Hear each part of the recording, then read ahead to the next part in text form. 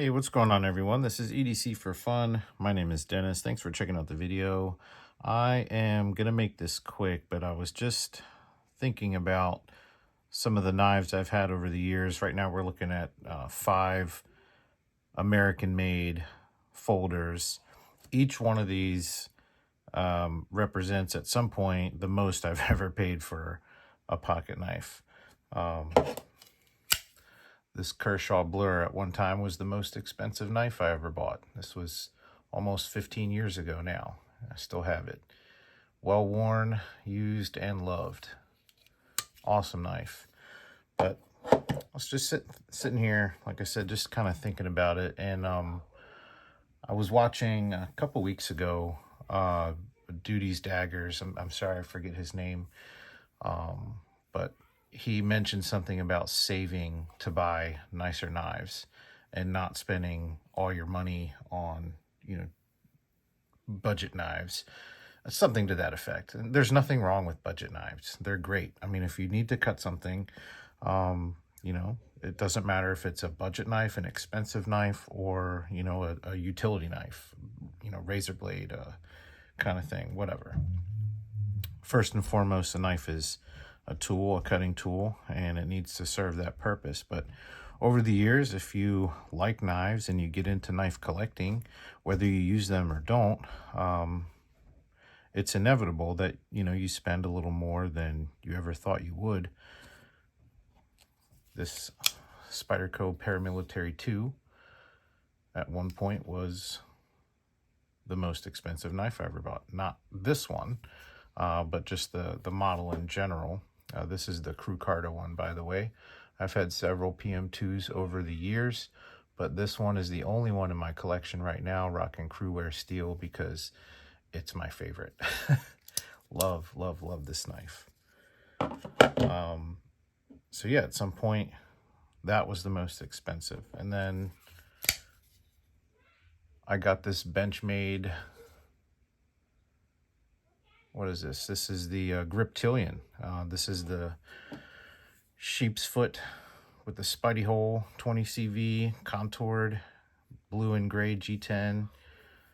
This knife is the only Benchmade in my collection. And I'm not here right now to kind of debate or defend or justify anybody's pricing. Just kind of stream of consciousness, just kind of thinking about knives over the years and how your collection kind of evolves. This guy I bought used, or pre-owned, if you want to say it nicer, from Recon 1. I'm not sure the story behind it, but it was a pre-owned knife. I think these are like upwards of $600 when you get them new. I saved a little bit by buying it pre-owned. And I gotta tell you, man, like, this knife hits different. Each one of these knives, as I've kind of progressed over the years, they just hit different, man. Like, as somebody who not only collects knives, but uses them, if you guys follow my channel, I use the heck out of my knives. I take them apart, I sharpen them, I beat them up, throw them around. I don't really care how much it costs because it's a cutting tool. But that doesn't mean that I don't like nicer cutting tools, right? And if I spend the money on a nicer cutting tool, you better believe I'm going to use it. A friend of mine, Dirk Worning, if you guys aren't subscribed to him, go check him out, man. He shows all the knives. It's one of the things he likes to say. My man carries like a 5-figure pocket knife every day. He's doing a 365-day challenge right now with his Frank Fisher King Battle, and he carries it and he uses it. He's not afraid to.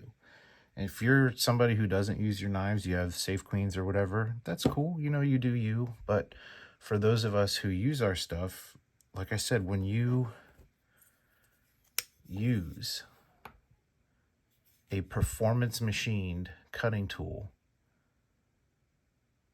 it hits different, man. Like, everything about each one of these knives on a different level is just really hard to put into words. There is like an intangible experience, and it's not just because you paid a lot of money, but you can feel the difference. There is absolutely a level of quality and confidence that comes along with stuff like this. Now, does that mean that every expensive knife is justified in that category? No, there's lots of overpriced stuff out there. And I'm not trying to defend the cost of any of these, but I can tell you, as you go up in price, even though they're all still just cutting tools, what I've noticed is there is definitely a noticeable difference in feel, quality, longevity. Like I said, this guy's coming up on 15 years, and this grip here is starting to bubble out, and hardware's stripped out. And I mean, you can replace stuff like that, but you spend a little bit more, and my experience is it holds up better. It lasts longer. The craftsmanship is noticeably different. And so going back to that Duty's Daggers video, I don't remember which one it is, but just the general idea that he mentioned was, you know, saving up. Absolutely worth it, in my opinion. If you like knives, especially if you like using knives, you're not afraid to carry them, use them. God forbid, lose them. Look, it happens, right? I'd be upset if I lost this, but I wouldn't spend the money if I couldn't, okay? I work hard, I play hard. I don't know. So to avoid rambling any further, I'm just going to leave it at that. Leave me a like and a comment, guys. I appreciate you stopping by, watching the video. I hope you have a fantastic day. God bless you. See you.